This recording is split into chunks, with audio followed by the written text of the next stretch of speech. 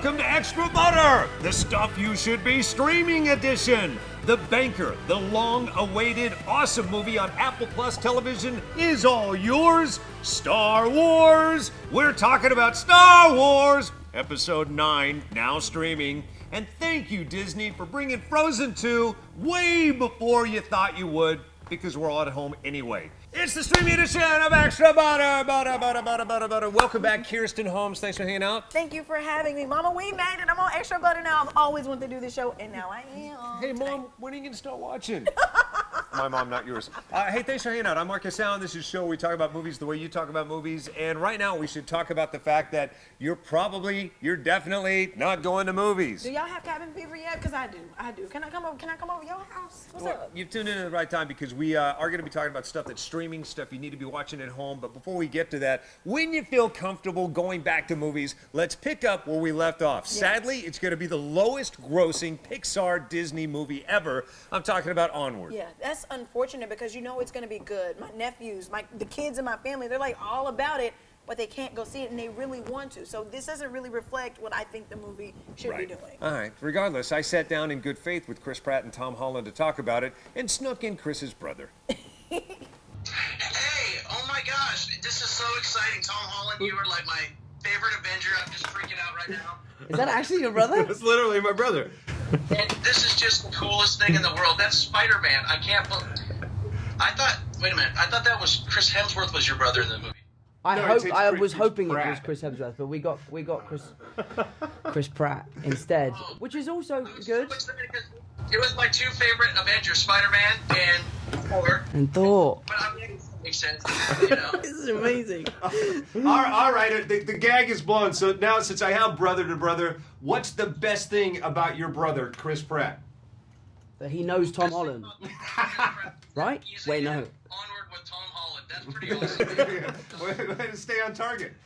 Say some good things about your brother. What do you For me to say this, I'll say this movie, Cully, I cannot wait for you to see this movie. Just like Dan, who directed and wrote it, it's like a love letter to his older brother. This movie is going to, I'm telling you, you know how like Radio Flyer makes you cry your eyes out?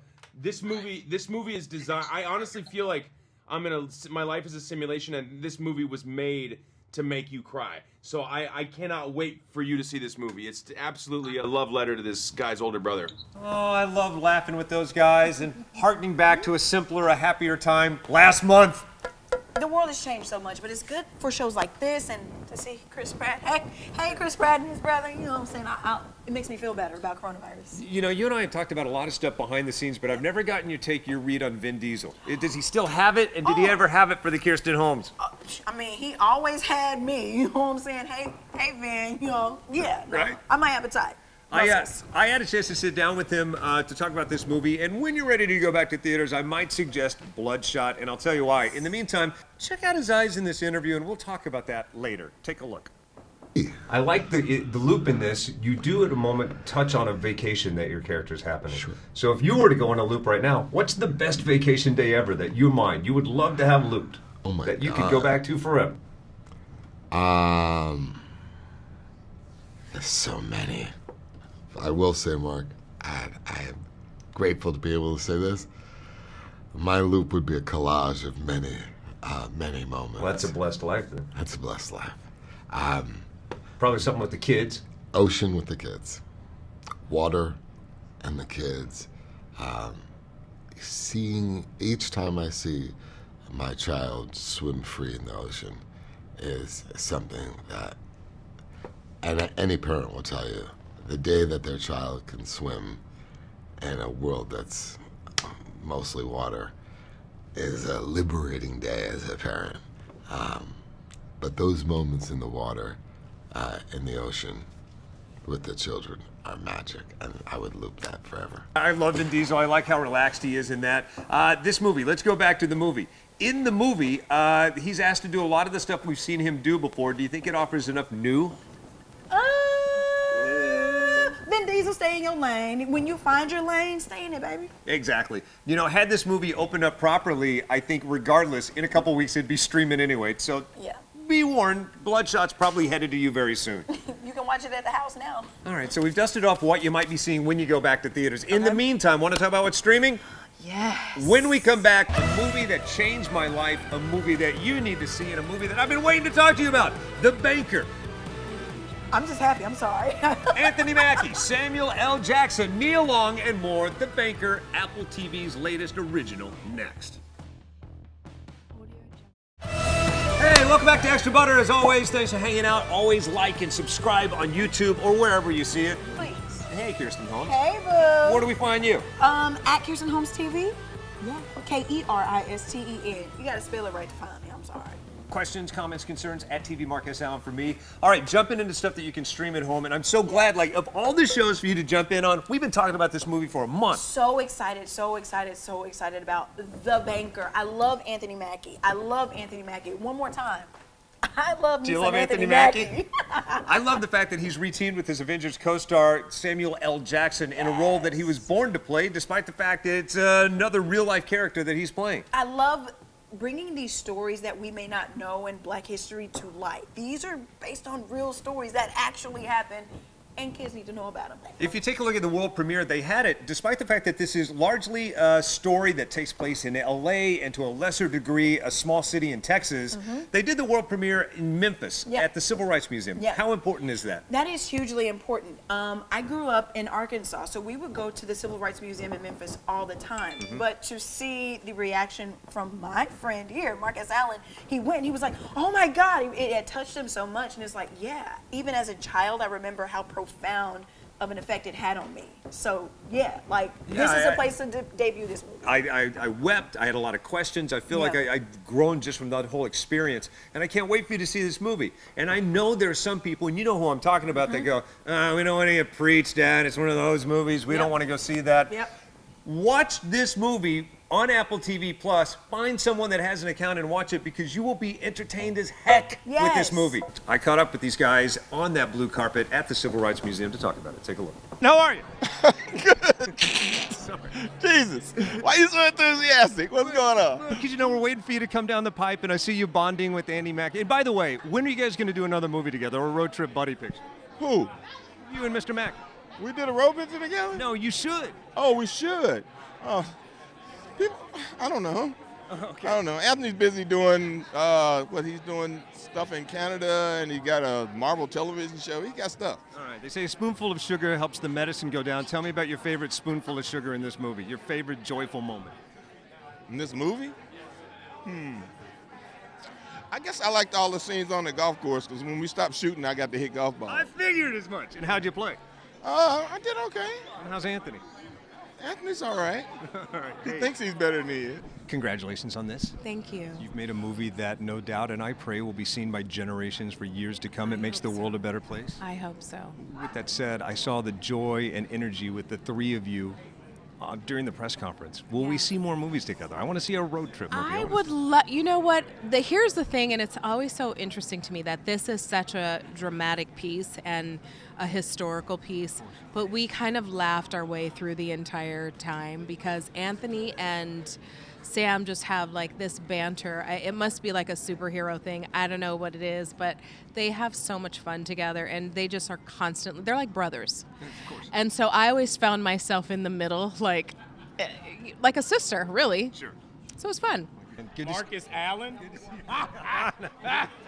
Why do I have a lifetime of that? That's amazing. That's amazing. It's like the commercial when they're like the dude standing there with the Michael Jordan sign, and Michael Jordan walk up and he goes, oh, man. It's spelled different, but one time I did get a Screen Actors Guild check for him for a walk-on on the Bernie Mac show. I bet. All right. Hey, congratulations on this. Thank you. We have to take a picture because Marcus Allen my dude, so I'm going to send it to Marcus when we're done. I made sure I sent the check. I don't want you to think I kept the check, by the way. So you've made a movie that generations from now will still be seeing. That's got to make you very, very proud. Thank you so much. I hope so. I feel like financial literacy is something in our community and our neighborhood that we need to talk about daily. I like a spoonful of sugar helps the medicine go down. There's lots of funny in this. What's your favorite joyful moment in the movie? You know, it's not even in the movie. The biggest moment of this movie was when I called Sam Jackson, and I gave him the script weeks before on a set of Avengers and begged him to do the movie. And a few weeks later, he called me back and was like, I'm in. And literally, I mean, I did a dance of joy. We know what it takes for our stories to be told. We know what it takes for movies like this to be made, but actors in his position don't do what he did. You know, he humbled himself and starred in a movie opposite me just to get the movie made. And that should be recognized because other actors aren't doing it. And because of him, this story is told. In the press conference, we saw a bonding between the two of you that, like, it's unprecedented. I want the two of you to stay together, keep making movies together, and keep selling this message that you gave in that press conference. You're making a difference. No, he's just a bully, man. I've known Sam. I'm 41 now. I've known Sam since I was 23. I did my first movie with Sam, and he's literally been a monumental figure in my career, but through the way of bullying. Let's just get that straight. I love Sam, and he's always been a big brother to me, and always listened to me and tell me where I was right, and definitely told me where I was wrong. How awesome are they? Nia Long, how lovely is she? Oh, I have always wanted to be Nia Long when I grew up, like from Friday, Love Jones, everything. Oh my God, Nia Long, and look at her. Right. She look better than I do. And she got me on some years. And what I love about this movie, and we haven't framed the movie for you, it's based on a true story. Yeah. Kid grows up in Texas, ends up in Los Angeles, a young African-American child who grows up to be Anthony Mackie. Ends up in LA, but he's learned a lot about real estate and ultimately ends up buying the tallest tower in Los Angeles. Impeccable story. Using a white guy as his fake frontman, a blue-collar worker that he lifted up, essentially. Yep. That happens so much because a lot of people don't know that we weren't allowed to own property, businesses, things like that. Yeah. We weren't allowed to do those things, so if we wanted to, we had to make it happen, okay? And also you have the bad news. Because of coronavirus, we won't be seeing the Falcon Anthony Mackie series anytime soon because it, like everything else, is ground to a halt. Yeah, this is unprecedented in our world to see so many things affected by this virus, but we have to take care of each other and take care of ourselves. We miss you and Anthony Mackie. Now we need some positive news. Oh, how about this? Disney, knowing that there's a need. Thank you for stepping up, Disney. They weren't going to release Frozen 2 to the home market for a while, but they said people at home, people need it. It's up there. So now on Disney Plus, you can get Frozen 2. Y'all can build snowmans now, y'all. Exactly. Speaking of snowman, I sat down with the snowman. That would be Josh Gad and Jonathan Groff to talk about the funniest scene in the movie. Take a listen. I love everything about this movie, but if I must dissect it, one of my favorite moments in this movie, where if you talk about besting the other movie, this movie, like its audience, has matured. There's a solo performance from you that is among the best musical numbers in any Broadway show or movie musical ever. And it's silly at the same time. It is, yeah. Honestly, like Bobby and Kristen Lopez cannot write a bad song.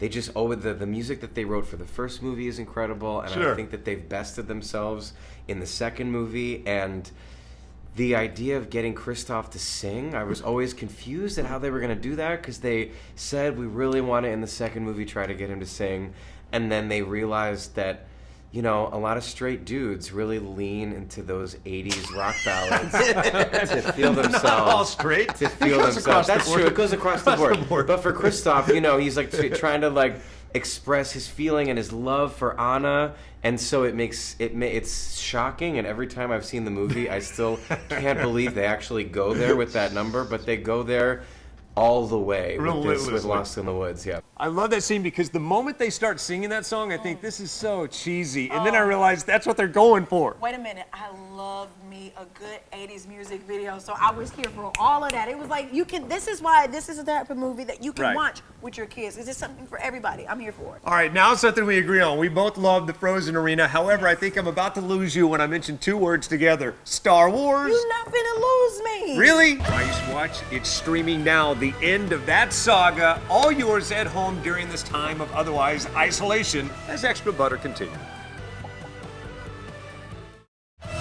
Hey, welcome back. Always looking for something bright in your life during these times. Might I suggest Star Wars, The Rise of Skywalker is here. Okay, so Mark, I've been knowing you for a couple years now. I feel like Star Wars has been a part of your whole existence, like all your life? All of it though? Like, you probably have friends and family that are geeked out. They're part of the cult that is Star Wars, right? It's a cult, y'all. It's a cult. You have no idea. Like, Star Wars, for all these young, even the people holding the cameras right now, like him and her and him, they don't know. They don't know. I knew a world before there was Star Wars, and then it changed my life. Egad, what was that world like? I don't know, but they put me on the news for it. Take a look.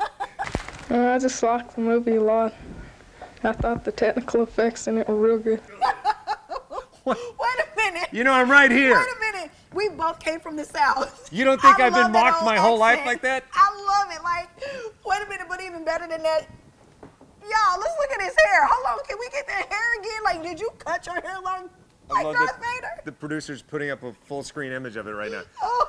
Look, in my defense, kids, millennials, and then some, everybody in the 70s had a Darth Vader haircut. No, they didn't. No, they didn't, bro. That was just you. You know what I thought you were going to go for? I thought you were going to say, is it my mistake or does your hair look like it's a Wookiee? Oh, no. Whatever it was Star Wars inspired, and don't act like it wasn't. Was it? No, but I would have gone for the Wookiee. I used to love I wanted Chewbacca to be my friend when I was a kid. I mean, who didn't know? Right? However, I did have a chance to sit down with Chewbacca. You know, Peter Mayhew played Chewbacca. Sadly, we lost him. He's now played by Joonas in The Rise of Skywalker. And I had a chance to sit down with him and Anthony Daniels, the Anthony Daniels. The Anthony Daniels? You don't know who that is, do you? I really don't. I was just trying to follow your lead. Right, thank you. I'm a super nerd, I'll admit it. This is C-3PO, the gold robot. Oh, I love him. And he was in all of the Star Wars, right? Yes, Anthony Daniels is the only person to have graced every single Star Wars movie. I applaud that loyalty, my friend. And some improvements have happened along the way. Take a look. I don't know whether I want to laugh at some of my favorite moments of this movie or cry because it's technically the end of this franchise, or at least this saga. This saga, and that's fine. So let's be proud of it and let's put it on the shelf and get it down every time we want to relive it. Got it. So for you, this has to mean a tremendous amount. I mean, this has been the bulk of your life now. It has. It really has, 43 years. And I'm so proud that I've reached this moment, so proud that I've been in all of them, and so proud that the saga is so great as it is, and what a final terrific ending this film is. That guy is awesome. I can listen to him talk all day long because he sounds exactly like C-3PO. Because he is C-3PO! I love when you do an accent. I can't even compare it to your accent, but you know what else I love about this Star Wars?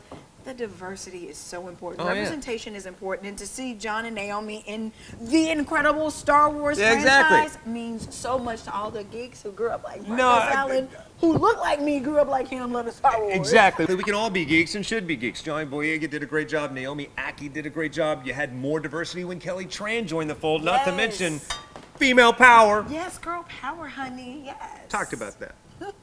Yeah. I like that. In this day and age where like almost every movie, even like big tentpole movies, feel like they've gone through the filter and they're homogenized and a little too polished. This movie feels organic. There's something great about it in that way. Yeah, and I think it kind of goes back to that rustic feel that the old Star Wars had, you know, that kind of put together kind of community feel around it, not like it's like a community project. In the slightest, it's probably like the biggest. Yeah, I know. The biggest movie in the world. Just a small little movie. Just a tiny little indie, you know. How great are they for lady power? I love all this girl power up and through this movie. Okay, so did you get to talk to Ray?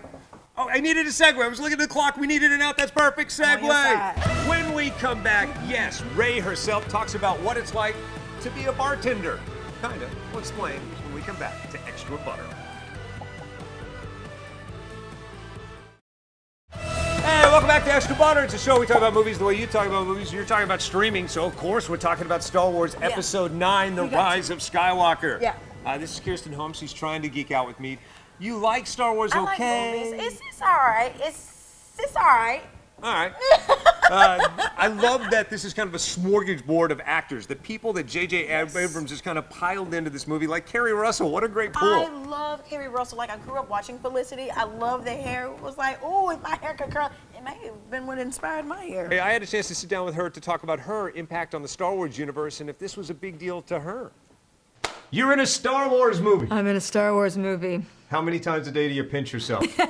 Well, especially after seeing it for the first time last night. I mean, I didn't, you know, you do it and you know intellectually that you're in a Star Wars movie, but then you see it. Right. And that music starts and you just go, She is lovely. See her streaming on The Americans or, of course, right now gracing the Star Wars universe. I love her so much. Hey, Keri Russell. All right, so I had a chance to sit down with J.J. Abrams and think about, the conflict, because we had two huge movies, my movie and his movie competing against each other. You said two huge movies. On the same screen. I mean, I saw Apparition, but it was just me and two of my friends. Are you already mocking me again? Nah, you told me to mock you. I hate it. It's so painful. No, that's See, all right. Apparition. I love nothing more than J.J. Abrams' movies, and his mark on anything is spectacular. So to kind of geek out with him and tell him that I had a little something going on at the same time was kind of awesome. Take a look. About the time you were doing Star Trek, I interviewed you and I told you that it was my childhood dream to make movies. And you said, well, what's stopping you? Make the movie. He said, people always come to me with a script or an idea or this or that, but they never make the movie. So my advice to you is make the movie. Well, I made a movie. You're kidding. My movie opens a week after Star Wars. That's unbelievable. So I just wanted to tell you, Congratulations. thank you very much. What's your movie? It's called Apparition with Kevin Pollak and Mina Sabari. But we're not here to talk about that. We're here No, to no, talk I about got to this. ask you questions about that. To get my ass Let's kicked. get the poster up. What's it called? What's it called? It's called Apparition. Apparition. But to get my ass kicked by Star Wars is actually come kind of on. like getting punched by Muhammad Ali. There are very few things as organic as the Star Wars universe that show, how powerful a woman can be, and that in this universe is, of course, Rey. I love this. I'm flipping my hair on it, too. Right. What I love about it is that I'm kind of kissing up to her, saying she's one of the nicest people I've ever met. When do we really know anything about celebrities? Not really. And Daisy Ridley was pretty transparent and organic to say, no, I'm not very nice at all. Take a listen. Oh, Lord. Starting out, spending your time in the pub as a pub waitress or pub tender, do you find that you're more patient with people that are waiting? No. No, really, no? Less so. Oh, I don't like many people. And in the pub, I'd be like, can we get on with this? I don't need to do small talk. I'll get you your drink and then let's move on because I want to be doing my job. I'm not patient. I'm also an impatient driver. Lots of honking and shouting. How great is that? Like the average actress would have said, well, I am quite nice, but she goes, I'm not nice. I don't like people. I feel you. I like her even more now. Keep it 100. All right, Kirsten, where do we find you? Questions, comments, concerns? At Kirsten Holmes TV. That's it. Spell it right, though. Keristen. And she especially loves Star Wars, so jump into those DMs, yeah. And Anthony Mackie. There you go. All right, follow me at TV Marcus Allen. Thanks for hanging out. Stay safe, everybody. We'll talk to you next time.